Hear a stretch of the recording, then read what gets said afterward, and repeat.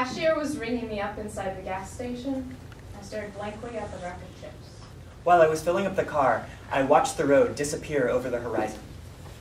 In hindsight, I shouldn't have expected her to come. My wife didn't want to leave Detroit in the first place. Locke just didn't seem to care that we were leaving everything behind. He just didn't care.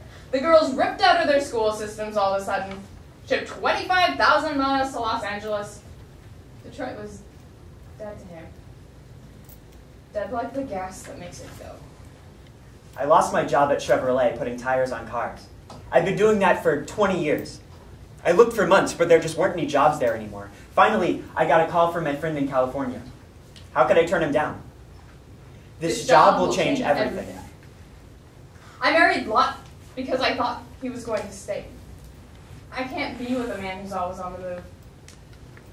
Daddy was like that. Daddy drove trucks out of Detroit. He spent most of his life in places like this, surrounded by rusted pumps and racks of salty chips. My job is looming on the Western Sea. I can almost see it. I can almost smell the ocean. While we were driving, we didn't say a word. We were always silent while we were together. While we were driving, she kept looking out the window like she was never going to see Michigan again. He gripped the steering wheel and stared straight ahead. I just wanted to drive. If it were up to me, we wouldn't even have stopped for gas, but the gauge was already past empty. If he wasn't so worried about stopping, we would have never stopped. I've never liked gas stations. Never. Just too many gallons of old bones underground, waiting to be pumped into cars, waiting to move forward. When my father died,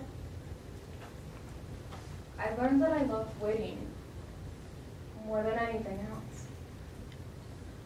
I loved staying up until the darkness was thick and heavy, trying to remember what his beard smelled like, imagining what he would bring me. When his headlights shined through my window, part of me was always disappointed that the wait was over. The girls were asleep in the back seat when I stopped. I didn't want to wake them up. When my father died, I got to wait like that forever.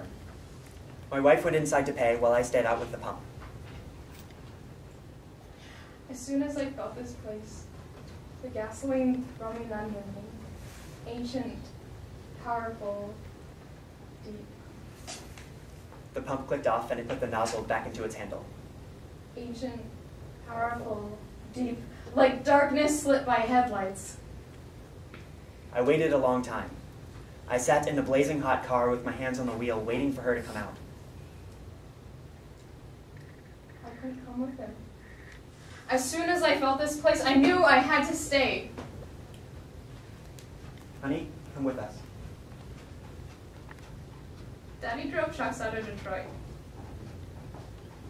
Sometimes he drove them back in.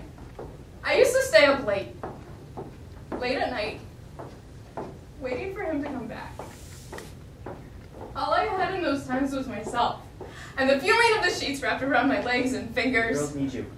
Come with us. The feeling of my breath and the feeling of the darkness on my shoulders. Sometimes a car would crank by my window, and for a brief moment my heart would swell with the groundswell of excitement and the subtle pungency of disappointment. I wish I could stay forever in those moments.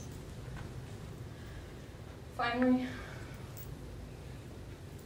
Lot realized I wasn't going to come. I was standing at the window, pretending to flip through the rack of magazines, waiting to see what he would do. I wished he wouldn't come inside. Finally, I heard the engines start.